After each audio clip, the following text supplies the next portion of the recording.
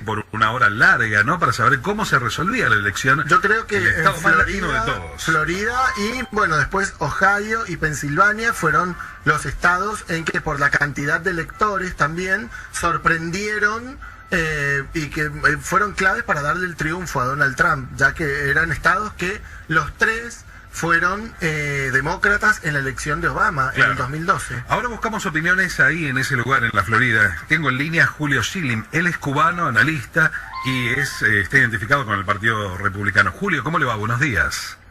Pero más bien, gracias a Dios, muy contento con los resultados, como se pueden imaginar. Claro, me imagino, ¿no?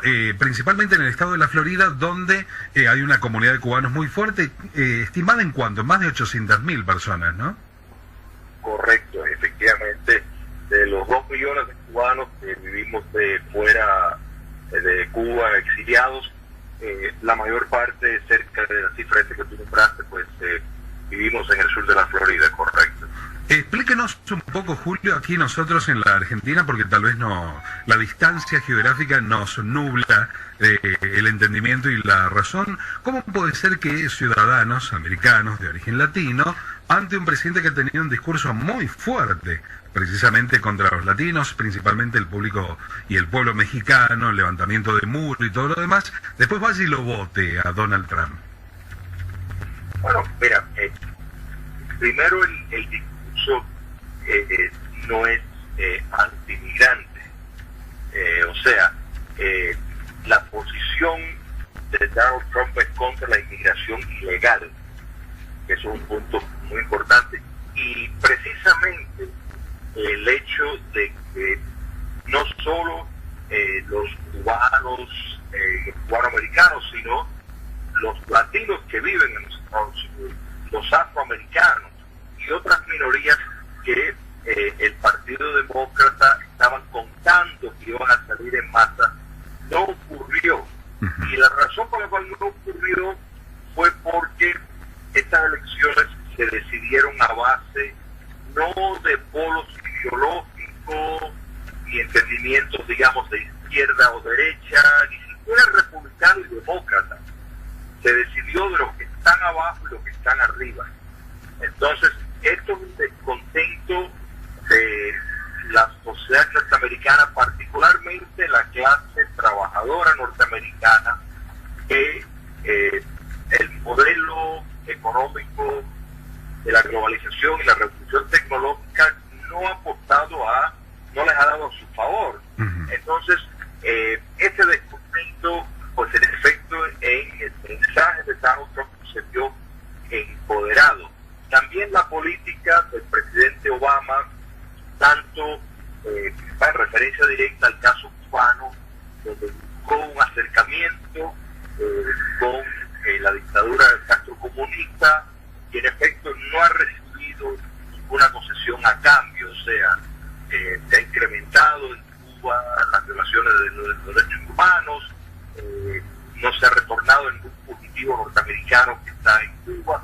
Entonces, pues, realmente, sin duda, el voto cubano salió de manera abrumadora en contra de Hillary Clinton, que muchos lo veían como una extensión, como un voto extendido de un tercer mandato. Julio. Y también, sí, Roxana lo saluda, ¿cómo le va? Quería saber si usted tiene amigos o conocidos que están en Estados Unidos como ilegales, que trabajan diariamente, que se esfuerzan, que son buenas personas y que hoy se levantaron con miedo porque es posible que sean expulsados. Bueno, mira, sí tengo amigos que entraron, o sea, en los Estados Unidos ilegalmente, y de una u otra forma se lograron conseguir la documentación legal. El problema es que esto es un tema que cuando uno mira hacia el patio, hacia afuera, el patio del vecino, pues entonces podría verlo tal vez con un ojo más cerrado a la emoción. Sin embargo, cuando mira el factor interno de su propio patio, pues sí lo defiende de una manera mucho más sólida. Por ejemplo,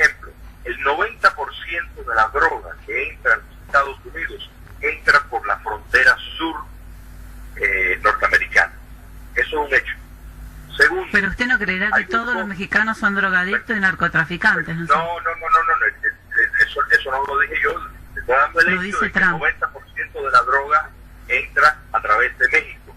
Entonces, quiere decir que la frontera es un territorio muy sensitivo en cuanto a la propia seguridad norteamericana. El costo anual a los Estados Unidos de la inmigración ilegal es de 113.000 millones de dólares. 113.000 millones de dólares es el costo de la inmigración ilegal.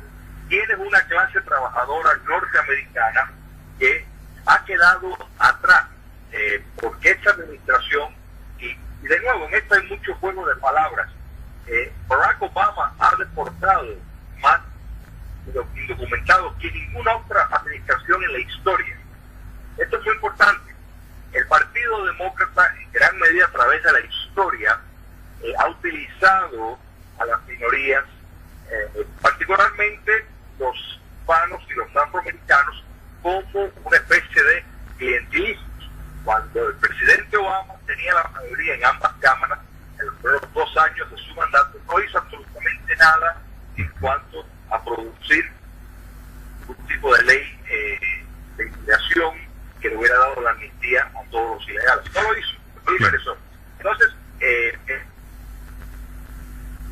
han contado, y en estas elecciones se falló esta estrategia, al pensar que por la ingeniería demográfica podrían los resultados a su favor. Pero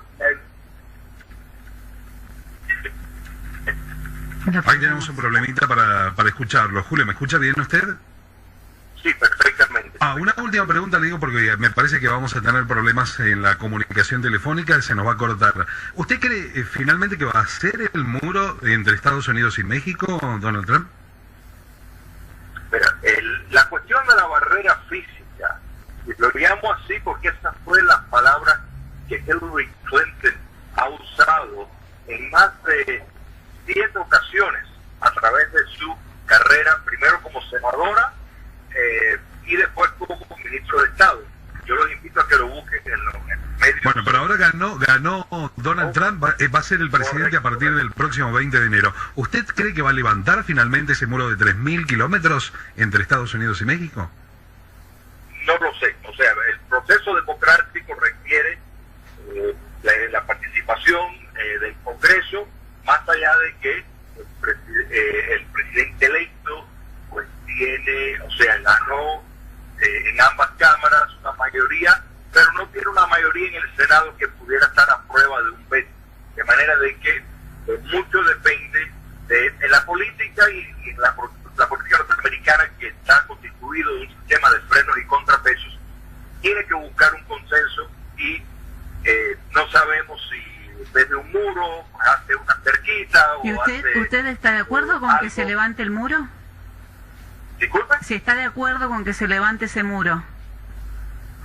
Mira, a mí personalmente me parece que es una cuestión que afearía, tal vez innecesaria. Muchos de los ilegales entran por aeropuertos, o sea, entran de manera legal. Gran parte de la inmigración ilegal entra por vía del turista, entra con viajes que después se convierten en ilegal. Así que en cuanto a la eficacia o no de tener un muro físico, una barrera física, eso queda todavía terreno por recorrer, que veremos. Y de nuevo, los Estados Unidos no sería la primera entidad de tener un muro. ¿Me explico? Está bien, sí, pero sería como volver para atrás también, ¿no? Del país de la libertad, ¿no es volvemos cierto? para atrás 50 años en la historia universal. ¿En qué sentido? Y usted hace referencia al muro de Berlín, por ejemplo, creo yo. Bueno, No, yo no hice referencia al muro de Claro, Berlín. porque usted dice que no va a ser el primer país que levante un muro, dice usted. Yo estoy a referencia de la casa de ustedes. Ustedes cierran la puerta. Yo estoy seguro que usted no va a dejar la puerta de su casa abierta por la noche, porque bajo un principio completamente benévolo, usted no tiene por qué poner un candado en su casa. Sí, pero es un país me parece que no es equiparable a la casa, ¿no? Entonces, Digo. en eso hay mucha hipocresía en cuanto a recomendar una frontera abierta. De nuevo, no creo que, por ejemplo, Argentina va a tener una frontera abierta para que todos los bolivianos que no nos exporte soluciones, que ya tenemos problemas nosotros también migratorios aquí y estamos tratando de resolverlo. Le agradezco el tiempo, Julio, gracias por haber hablado con nosotros algunos minutos. Le mando un saludo. Cómo no, con mucho gusto. Hasta pronto. Julio Silimé, cubano, analista republicano.